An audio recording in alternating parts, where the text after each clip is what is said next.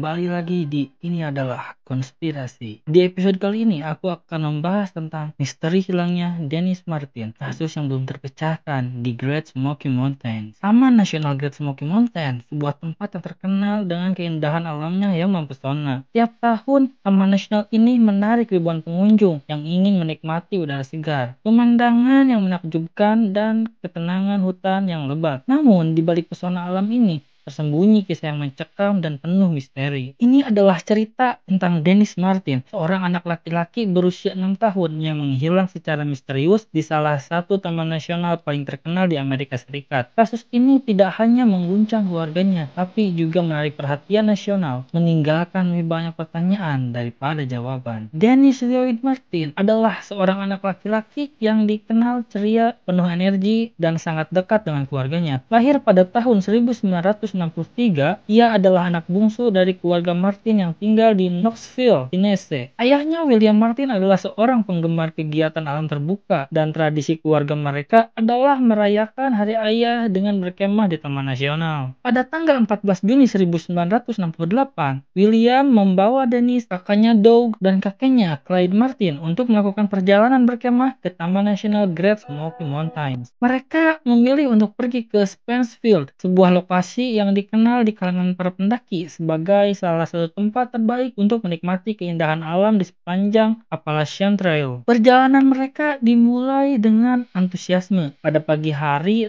tanggal 14 Juni, mereka berangkat menuju Spencefield, area yang berada di ketinggian 1.500 meter di atas permukaan laut. Saat tiba, mereka bertemu dengan keluarga lain yang juga sedang berkemah. Cuacanya cerah dan hari itu seolah menjanjikan kenangan indah. Namun, tak ada yang bisa membayangkan bahwa hari yang tenang dan ceria itu akan berakhir dengan tragedi. Permainan petak umpet yang berakhir mencekam. Sore itu, Dennis dan beberapa anak lain memutuskan untuk bermain petak umpet di sekitaran perkemahan. Dennis yang saat itu mengenakan kaos merah memutuskan untuk bersembunyi di balik semak-semak tak jauh dari tempat ayah dan kakeknya duduk. Dennis terlihat tersenyum di balik semak-semak, lalu menyelinap dengan senyuman ke arah yang lebih dalam. William Martin, ayah Dennis, memperhatikan anaknya saat ia berlari ke semak-semak. Dalam pikirannya, ini adalah bagian dari permainan biasa. Namun, beberapa menit berlalu dan Dennis tidak muncul kembali. William mulai memanggil-manggil namanya, tetapi tidak ada jawaban. Kecemasan mulai merambat di antara anggota keluarga. Setelah sekitar 5 menit tanpa tanda-tanda keberadaan Dennis, mereka mulai menyisir area sekitar, namun hasilnya nihil. Ketika sore berubah menjadi malam, kekhawatiran semakin memuncak. Ayah Dennis memutuskan untuk segera berlari sejauh 3 km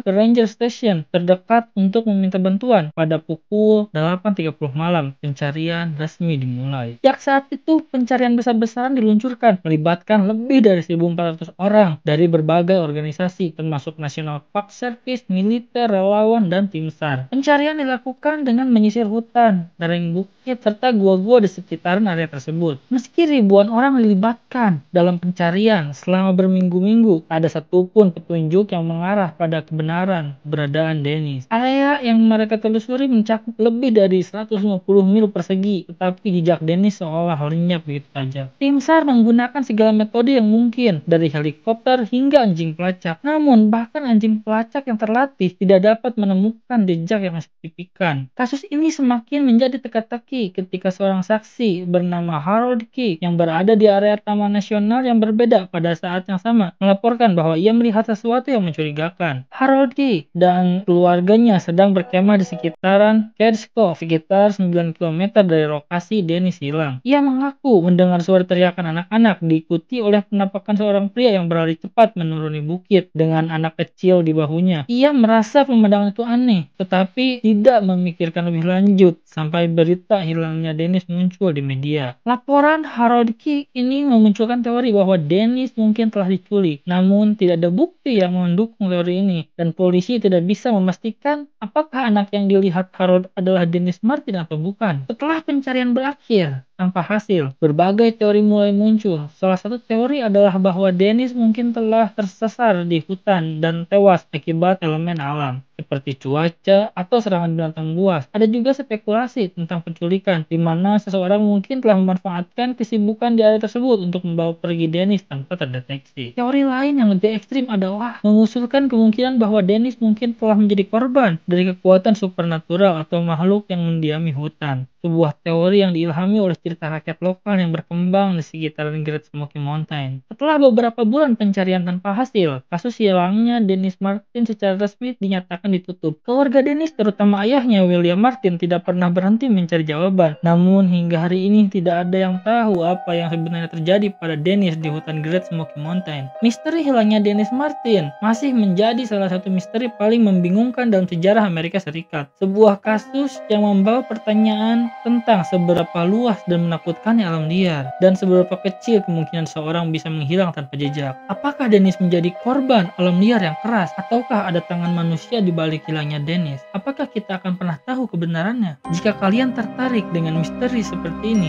jangan lupa untuk subscribe dan aktifkan notifikasinya, karena masih banyak misteri lain yang akan kita bahas bersama. Terima kasih telah menonton dan sampai jumpa di episode berikutnya. Terima kasih guys.